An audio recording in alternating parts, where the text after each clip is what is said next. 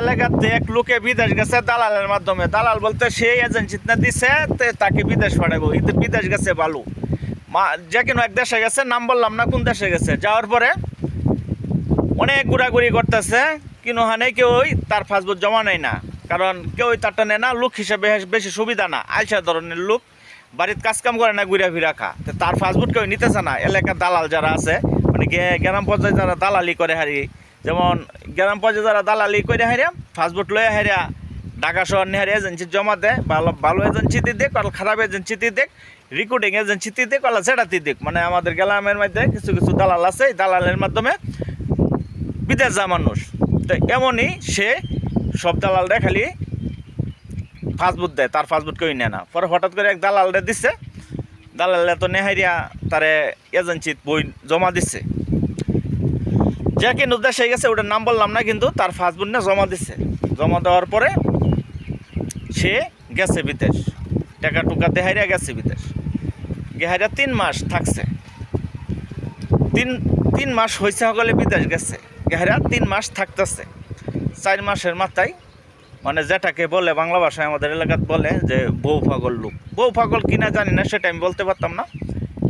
3 মাস থাকার পরে 4 মাসের রানিং চলতেছে।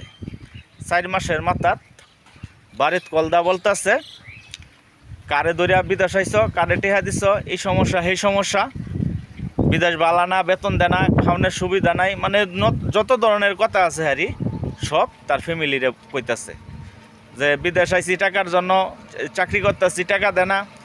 আসলে কিন্তু তারে আমি পরবর্তীতে শুনলাম, বাড়িতে আসার পরে অন্য মানুষের মাধ্যমে শুনলাম, আসলে তারা বেতন টেতন চাকরি মাকরি করিয়া তারা টাকা টোকা সবই দিছে। কিন্তু তার যে বিদেশ করব, বিদেশ করলে কিন্তু একটা মন মানসিকতা যে আমি বিদেশ আইসি, থাকতে হইব, টাকা দরকার আছে। 3 মাস গেছে না, 4 মাসের মাথায় উনি বলতেছে যে আমি বিদেশ করতাম না, বাইতে পড়াম। ফ্যামিলিরা চাপ দিছে, বাড়িতে টাকা নিয়ে আইরা টিকিট কেটে বাইতে শেষ হচ্ছে। আইসা হাইরিয়া যে দালালে তারে ফাটাইছিল বিদেশ, আয়া ওই দালালটা খুঁজতেছে, ওই দালালটা বিচারতেছে যে তুই কি আমার কি বিষা দিস, কি কাজে ফাটাইছত। ওখানে দালালের কথা হইলো, তুমি যে কাজে গেছো, আমি তো এজেন্সি তোমার সেই কাজেই ফাটাইছে, তোমাকে বেতন দেয় না, ভালো আলাপ, তুমি এজেন্সির সাথে আলাপ করো, তুই যেহেতু তুমি বিদেশ গেছো এজেন্সির সাথে আলাপ করো।